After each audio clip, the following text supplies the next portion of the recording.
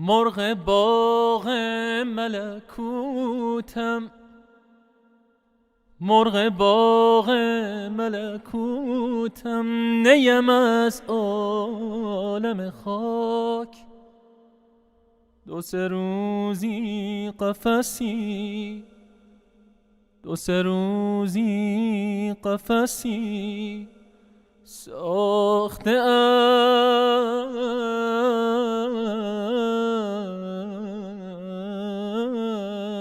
از بدنم. بسم الله الرحمن الرحيم الحمد لله رب العالمين والصلاة والسلام على أكرم الأنبياء والمرسلين سيدنا ومولانا وحبيبنا محمد وعلى آله وصحبه أجمعين. وفي الصلاة ما حضرة فخر عالم محمد مصطفى را صلوات. Inshallah, in this blessed place in Trebus in Germany, we are going to be honored with the opportunity to dip into the ocean of the Mathnavi, this great darya, this great extraordinary effusion of the soul of someone who is so closely linked to the inward as well as the outward greatness of Hazrati Fakhr Alam Sayyidina Muhammad sallallahu alayhi wasallam, who is Maulana Jalaluddin Rumi, and to attempt a brief dars of the Matsnavi Sharif, inshallah. And we will be looking at one of his well-known stories, which is a story that, even though it comes to us from a distant century and a distant place, is something that cuts to the heart of what every one of us is about as a human being.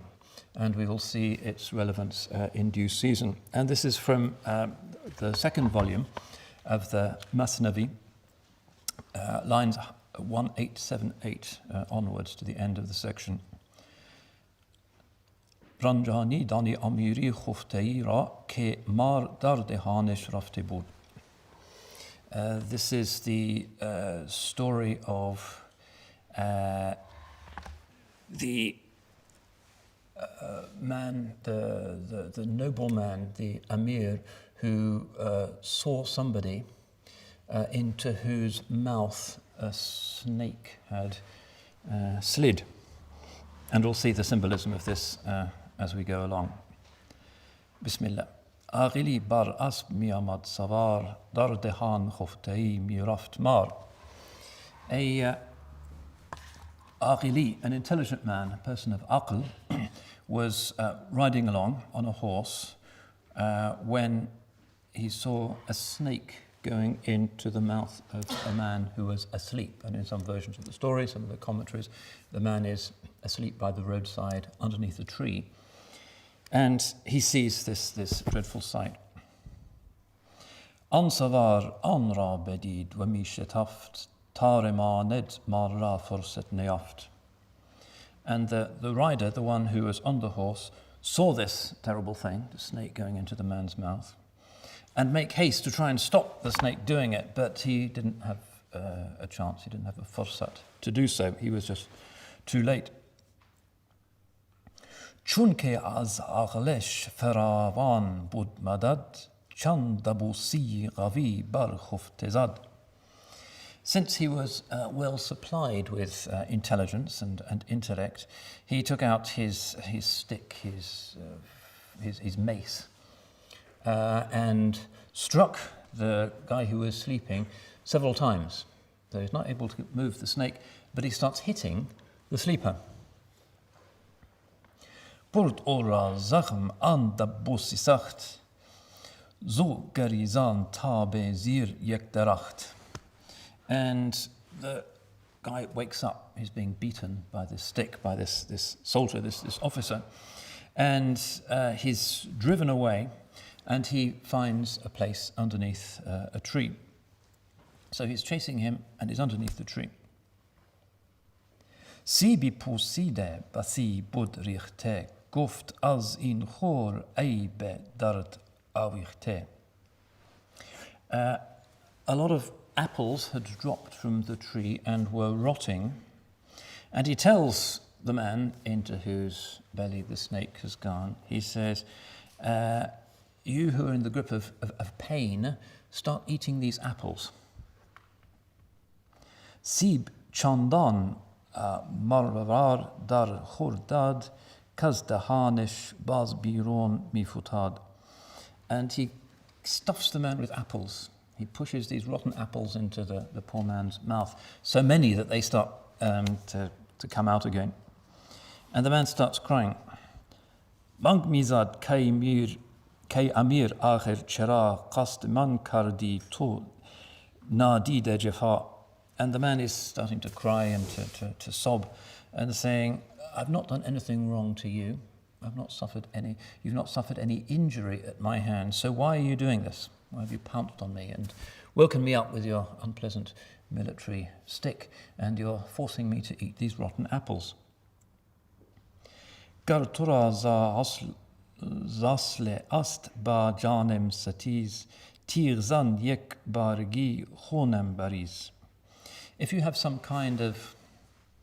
if you've got a bone to pick with me, if you've really got it in for me, some kind of ancient feud and challenge, then just take out your sword and stab me and shed my blood. Just do away with me. Shum sa'at ke shodam bar tu padid, ay khunka anra ke ruvi tu nadid. How inauspicious, how ill-omened was that time when you first saw me. Happy certainly is that person who's kiruyit or nadid, who's never seen your face.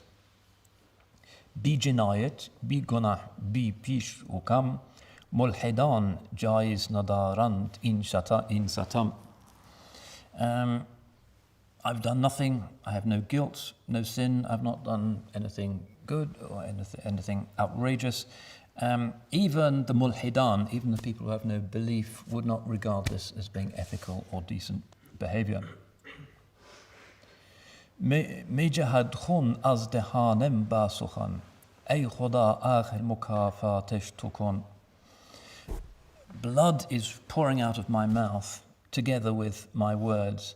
O Allah, ay khuda, I beseech you, give this man, this wicked soldier, the retribution, give him his punishment. Mukafatash. Her zaman mi goft o nefrin no, ush mizad kandar in sahra bedo. So every moment he is coming up with some new curse. He's completely outraged, being chased round and round the tree by this strange soldier who's hitting him and forcing him to eat these rotten apples.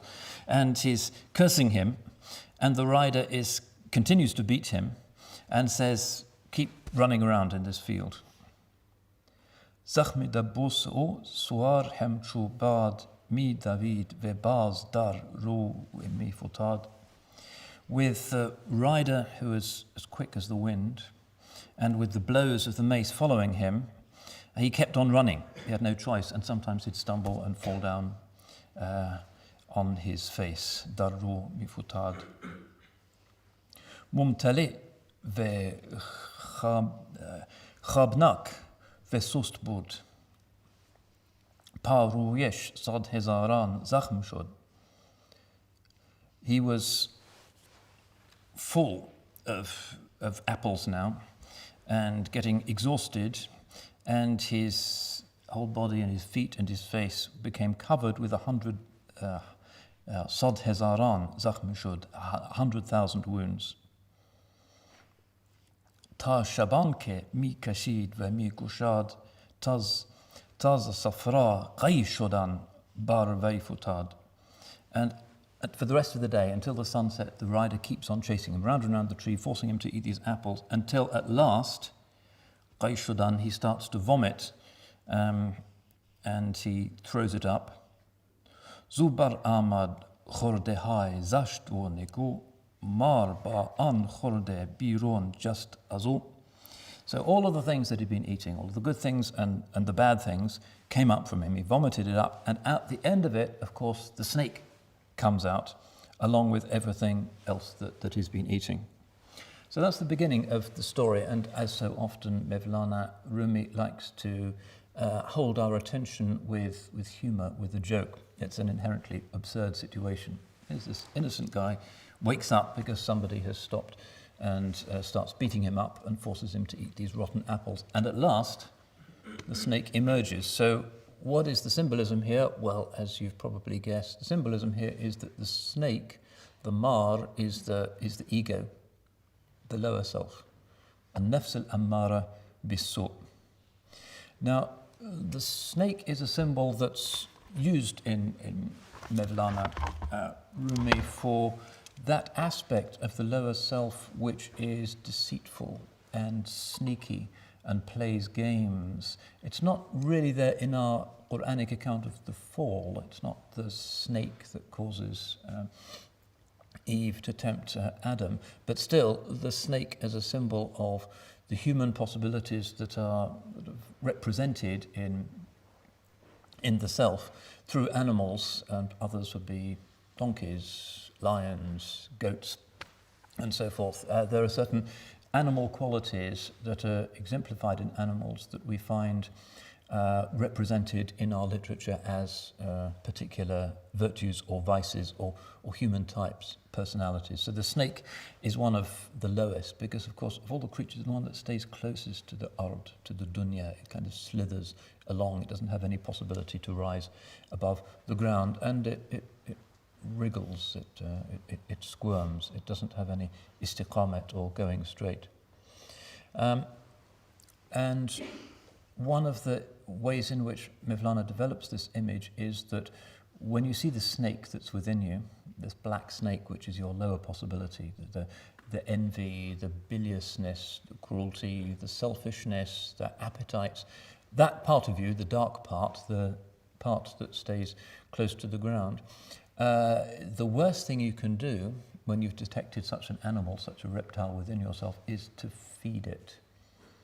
So often we find the image of one giving a snake milk to drink. This is quite common in the Mathnavi and the Divan. And he says, beware of feeding the lower self, because if you do so, then it might grow, and the snake, when it becomes larger, can turn into something like a dragon, ajdeha. It's as if the snake, which is a kind of junior dragon, and when the dragon is there, there's very little that can be done, and you're just completely in the grip of the nafs al-ammara, and you're a kind of hard-hearted gangster, egotist, CEO who makes his money from asset stripping, torturer, whatever it might be. Those lower pharaonic possibilities within us are due to the fact that instead of trying to deal with the snake within, we've been nourishing it. And instead of doing so, we need to be starving it, not giving it what it wants. What it wants is to be gratified. Each time you say no to one of the ego's impulses, it becomes hungrier and becomes weaker. Each time you say yes to one of the ego's impulses, it becomes a little bit stronger, a little bit bolder, and next time it's going to be harder for you to deal with it. So that's the image that he's using. And Maulana, in his quite frequently talks about this snake that we have within us, and in a famous series of verses where he really talks about the meaning of the nobility of Bani Adam. Allah says, لَقَدْ كَرَّمْنَا Bani Adam. We have honoured the descendants of Adam. Maulana says, yes, through the ruh that is within us, but the clay also contains that dunyawi possibility. This is the hadaynahu wa najdain. We've guided him to the two paths. As well as the angelic, there is the demonic. Human beings are uniquely amongst the orders of creation caught between those two possibilities. So sometimes he uses images such as human beings are half honeybee and half snake. That's his diagnosis of the human condition. You have the capacity to be diligent and to gain sweetness from creation and to produce nutrients to creation. We also have the possibility to be poisonous and to be base and to be slimy, base entities in creation. Yeah, this is the line, it's Mathnavi, it's somewhere else in the book. Zan ke karramna shud Adam za ikhtiyar, nim zanbor asal shud, nim imar. So we have enabled the descendants of Adam because he has the ikhtiyar. And actually some kind of free will is important for Maulana Rumi, this ikhtiyar, this capacity that we have. However illusory, however theologically difficult, however nowadays scientifically difficult it might be, we do have this capacity to choose, and it is in this that our nobility consists. The fact that we are, half of us is Zanbori Asal, the honeybee, and the other half is the mar, the snake. We actually have the possibility of changing that balance. We have both within us, but because of this ennobling, whose original sign is تَلَقَى آدَمُ مِنْ رَبِّهِ كَلِمَاتٍ. Adam received the words from his Lord, فَتَابَ عَلَيْهِ, and he relented towards him. We have the capacity through this mysterious, paradoxical, impossible thing called free will, ikhtiyar, to discipline the snake, to starve it, and to nourish the honeybee so that that becomes our basic identity. So that becomes our basic identity and is habitually what we are. Because our definition of akhlaq, khuluq in the singular, is an established condition in the self from which noble actions proceed without any need for forethought. If you think before acting virtuously, you're not virtuous. It's only spontaneous virtuous actions that consist in which virtue consists. So if you're going to be instinctively a person who always reaches for what's good in each situation, who always sees the best in every individual, who always detects the fragrance in any corner of God's earth rather than following the lower, snake-like part of us which always looks for what is dark, what is disagreeable, what sheds negative light on other people and their intentions, then you become a honeybee. And just like the miracle of the bee that produces sweetness from just flowers and the earth of creation, you too can bring about this miraculous transformation. So, yeah, another image that Maulana uses is we are half snake, and he also uses the image of the mahi, the fish.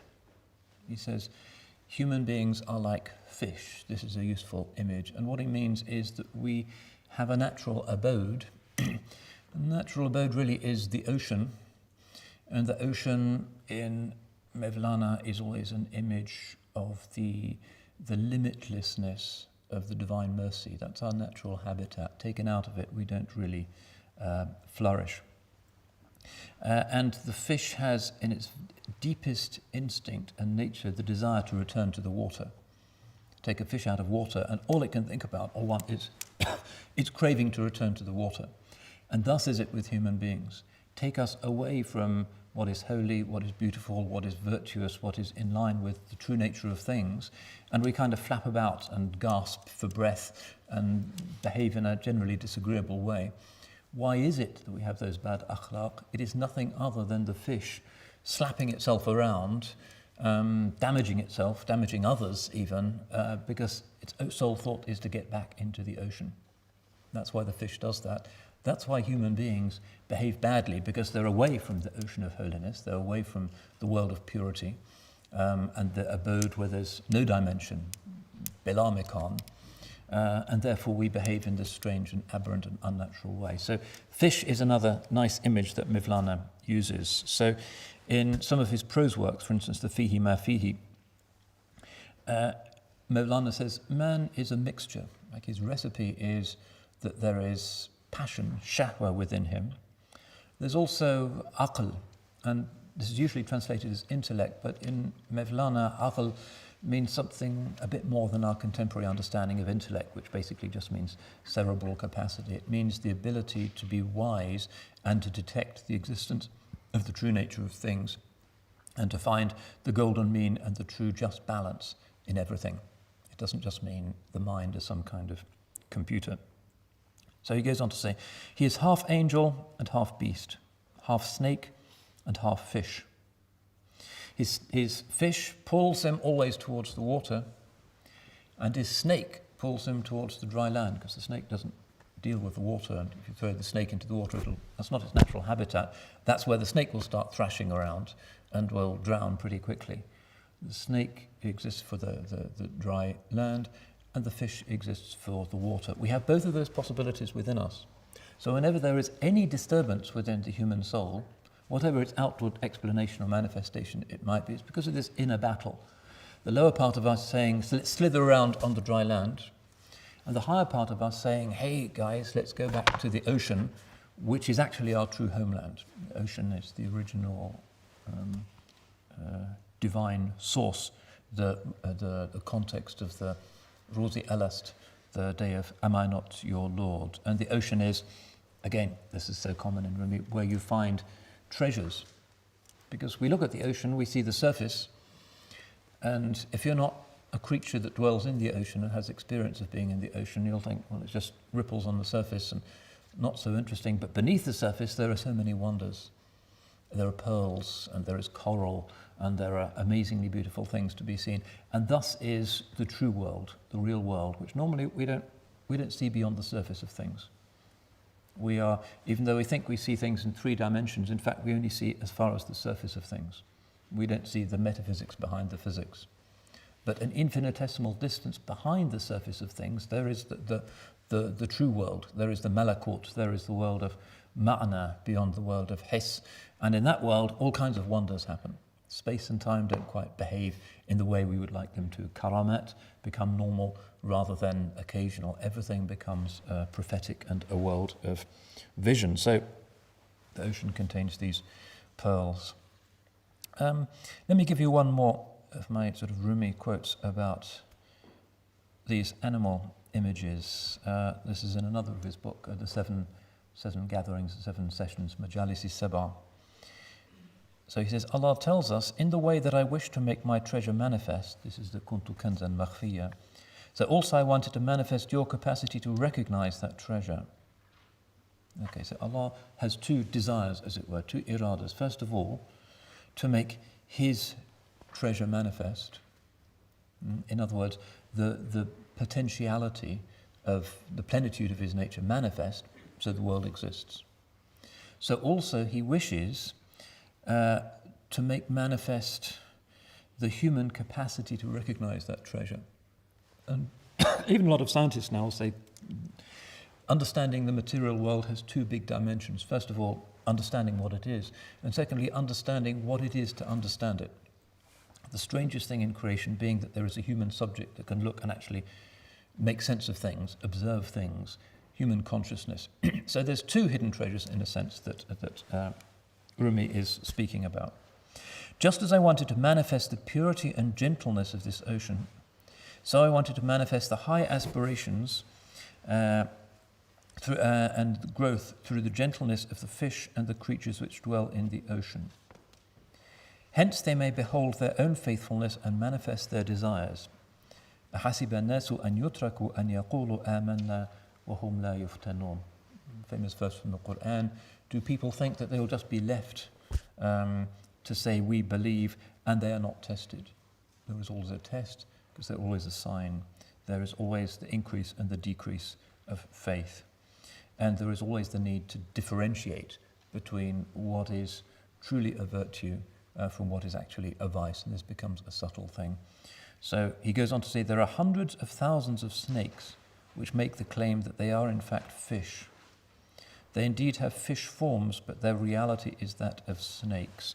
So there are some human beings who seem to be outwardly, or even in the kind of religious walk that they walk, to be part of the world of the La Makan, the limitless ocean without shore. But in fact, the inward reality is something else. And this is a perennial warning that the sheikhs give us along the path. Always judge with your deepest intuition. Don't just judge by people's capacity to tick formal boxes of exoteric religion.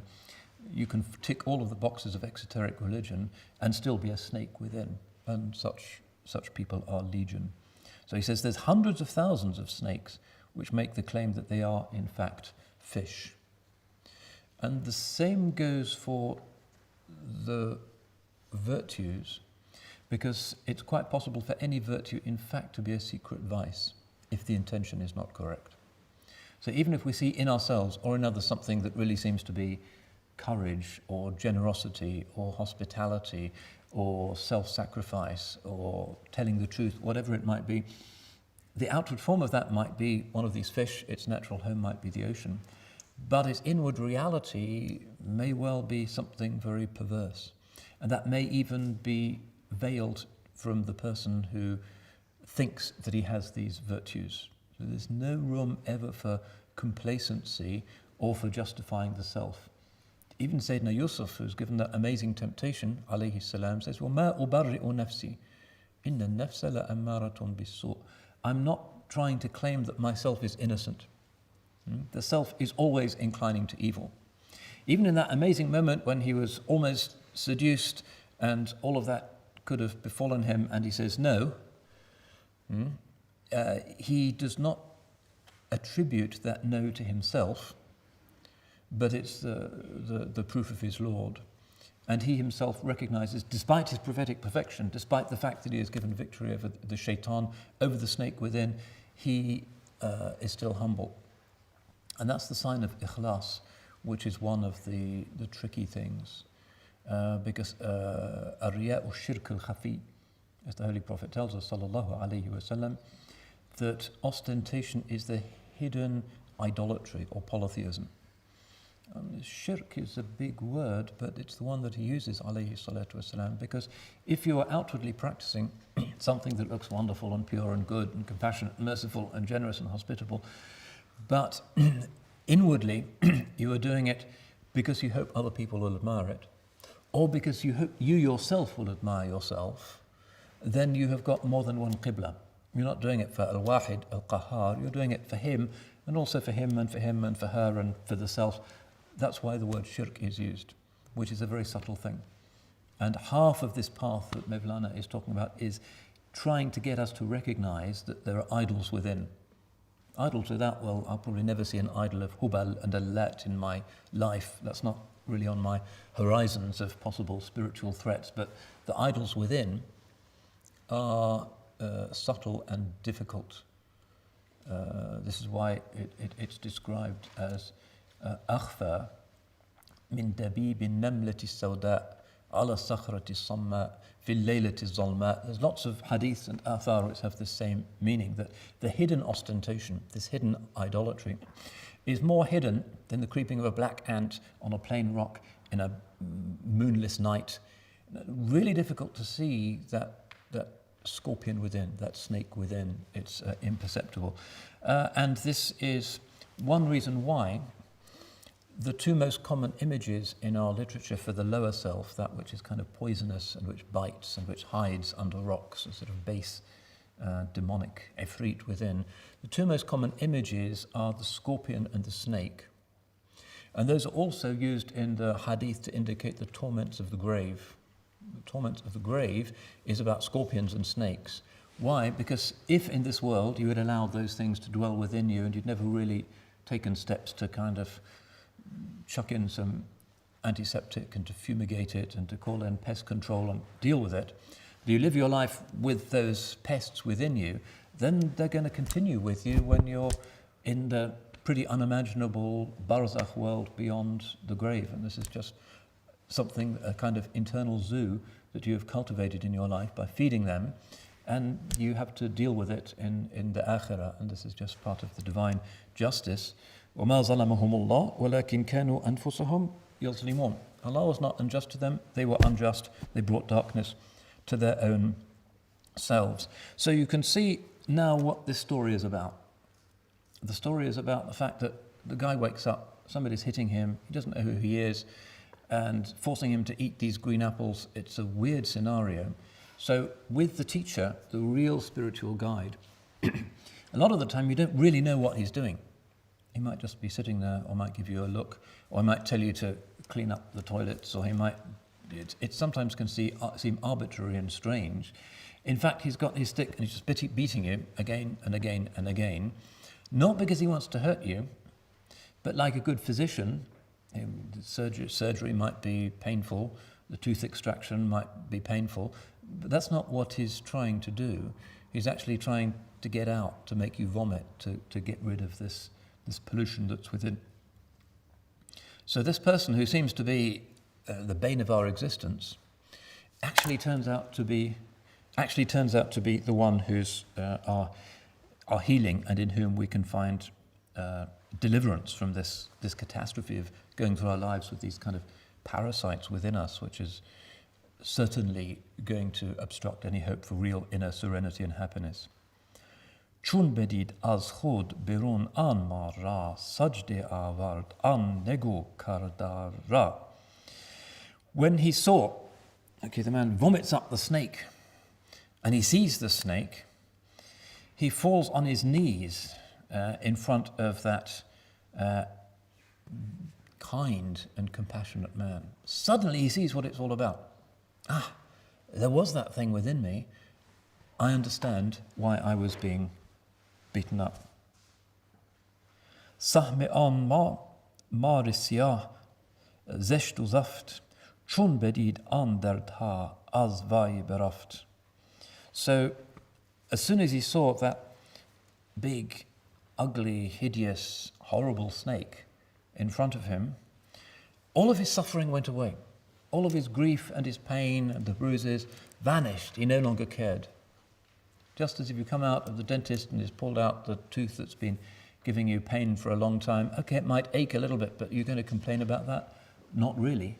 You won't even notice it. You're so happy that the tooth has gone. And the same for surgery and any other major medical operation. There's going to be after effects and side effects, but who cares if the sickness has been done away with? And even though it really hurts, you go to the dentist and you're sincere in thanking him for having carried out the operation. It's just an irony of the human condition. گفت خود تو جبریل رحمتی یا خدای که ولی نعمتی. He said, you are like the Gabriel of divine mercy. One moment he's been sort of a thug beating him up with a stick, and the next moment is the Gabriel of divine mercy. You are wali ni'mati. You are the one who is responsible for all of my good fortune. Ey mubarak saati ke didam morde budam jani tu bakhshidam jani no bakhshidam. How blessed was the hour when you saw me. I was dead, morde budam, and jani no bakhshidam, and now you have given me new life. تو مرة چویان مثال مادران من گریزان از تو مانند خران.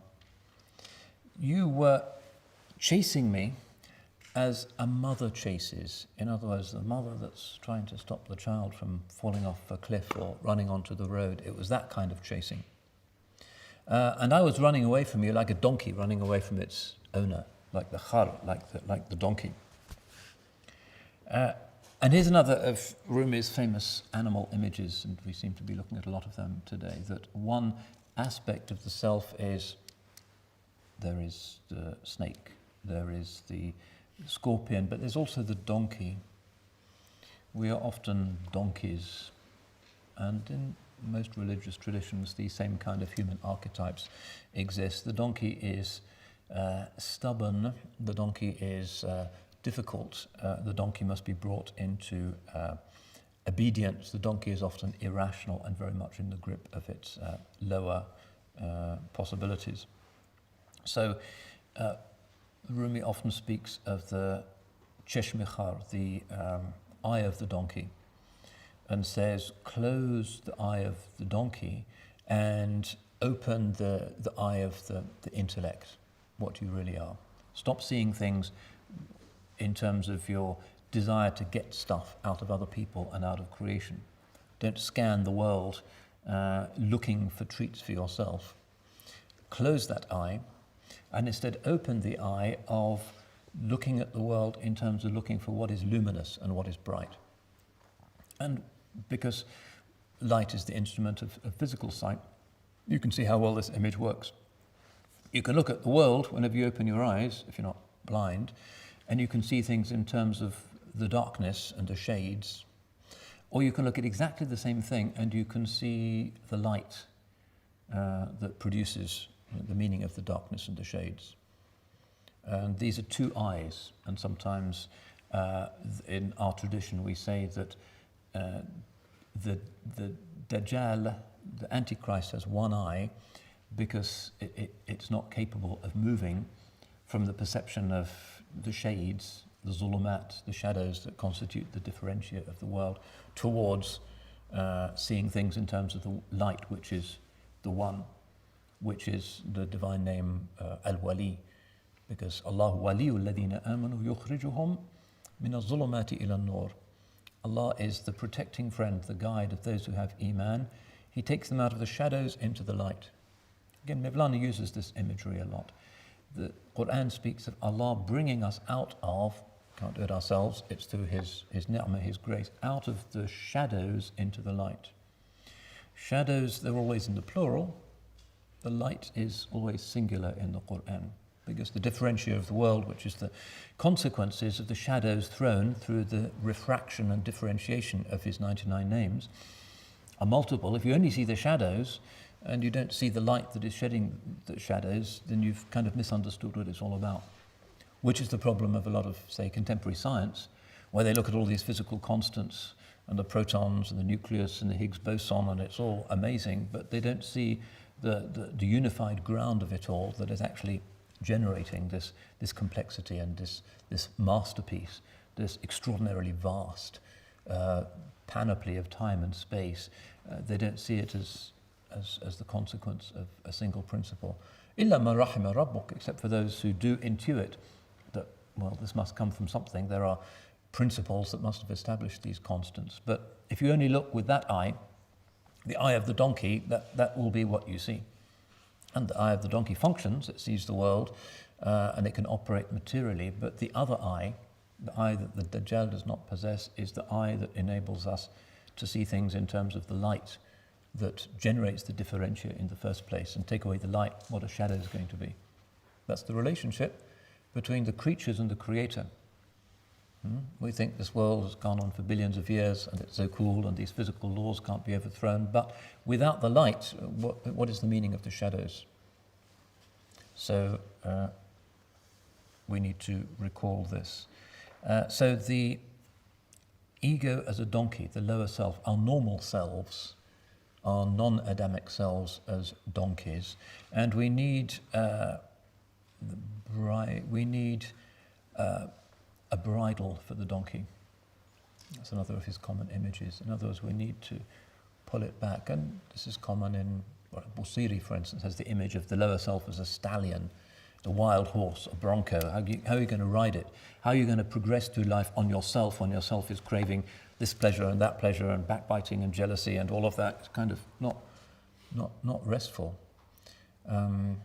But من لي برد جماح من غوايتها كما يرد جماح الخيل باللجم. Who's going to help me control this wild stallion?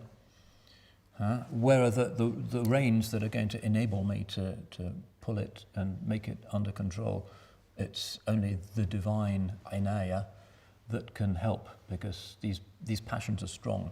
And in a certain sense, they constitute what we are in our current shaped reality. We are our intentions, we are what we do, we are what we desire. And if we're honest, most of what we desire is dubious, and even the things that are not dubious that we desire, we may desire them for dubious reasons. We are in a mess, we're caught in this morass. We see things with this donkey's eye. So what's the solution? Well, the message is to find the teacher. Because the teacher may well be able to hit you so hard and stuff you with apples and do other weird things that actually you kind of get rid of it. And you can finally experience the true dhikrullah and the tuma'nina, bi dhikrillah tatma'innul qulub. With the remembrance of Allah, the hearts find peace. Back to the ocean. The fish back in the ocean can calm down. It's in its natural element, its native habitat, and we can stop slapping around and feeling desperate and being dangerous. Back to the ocean. But to find the teacher means we have to find a teacher who is not asinine, that is to say, a teacher who is not like a donkey. And the Quran has warned us explicitly, we have it in Revelation, that we are to beware of religious scholars who are like donkeys carrying scrolls. كَالْحِمَارِ يَحْمِلُ أَسْفَارًا. This was a trap into which some earlier communities fell. MashaAllah, so many books being carried by donkeys. In other words, despite the immense wisdom of that community's texts, some of the leaders were still in the grip of their passions. There is no guarantee in studying kalam and tafsir and hadith and fiqh and aqidah and all of those things that you won't still be a donkey at the end of it. And actually, if you are a donkey who knows all of that stuff, you're much more dangerous because people will assume that you're practicing those things and it's turned you into a donkey. And there's a lot of this in the world today. People are looking at the Muslim world, Muslim communities, and seeing this, that, and the other, and say, oh, it's because of all of that religious stuff they're doing. That's very dangerous. So that's why the Quran warns us against being like the community which had leaders that were like donkeys carrying scrolls. That's really a catastrophe. And Imam al-Ghazali in his Kitab Dhamm al-Ghurur in the Ihya al-Ulumuddin specifically warns us against the ulama as-su', the ulama who are outwardly meticulous and punctilious in following the religion, but actually all full of rivalries, narrow-mindedness, suspiciousness, attacking, criticizing, which is all from the ru'anat in nafs. Not from a genuine zeal for Allah's religion, but because of an insecurity, anger, envy, resentment that just makes them hypercritical. The sign of the true scholar in the time of difficulty is that he tries to make things easy for people and he makes allowances for everybody, to the extent of what's a possible interpretation in some view of Sharia. The sign of the scholar who is not responding with this spiritual wisdom to the crisis of the age and is still a donkey is that he's always looking for new things to forbid. Even though people are weak, he wants to find more things to forbid them. And that's a sign of the donkey is prevailing because there's no wisdom there, there's no mercy, no compassion. The intellect's eye is not open, the donkey's eye is looking at everybody and just sees the people in the majlis and all it sees, that's wrong, she's wrong, that's the donkey. And unfortunately, this is something that is common. And Maulana, who had his own problems with some donkeys amongst the ulama of his day. Most of the ulama of Konya loved him, of course. He was the Friday Imam of the Alauddin Mosque, but some of them weren't really happy with his kind of ecstatic and rather radical critique of a certain type of formulaic religion. So this is an explanation of some external, mainly kalam scholars I get. داند او خاصیت هر جوهری در بیان جوهری خود چون خری. He knows the attributes of every substance. It's a kind of kalam differentiation. But when he tries to explain his own substance, he's a donkey. که حمیدنم یجوز ولا یجوز خود ندانی تو یجوزی یا عجوز.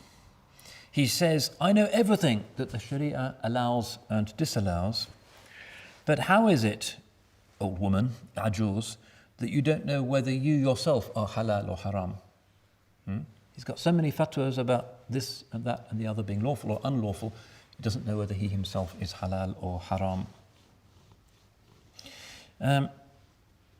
You know the value of everything in the market except your own value. And that's idiocy. جان جمله علمی ها این است این که بدانی من قیام در یوم الدین. قیام در یوم الدین. The essence of all religious knowledges is this. It all boils down to one thing. To know who you are going to be on the day of judgment. In other words, ultimately it's about the self. It's not about your judgments of other people that is going to be effective. Allah is Ahkam al-Hakimin, is the best of judges. He's not going to consult you at the judgment seat. It's between Allah and each individual soul. So pay attention to yourself, judge yourself, sort yourself out, because you are the one who is accountable for yourself to Allah subhanahu wa ta'ala, and the others will have their own separate reckoning. مرغ باغ ملکوتم مرغ باغ ملکوتم نیم از عالم خاک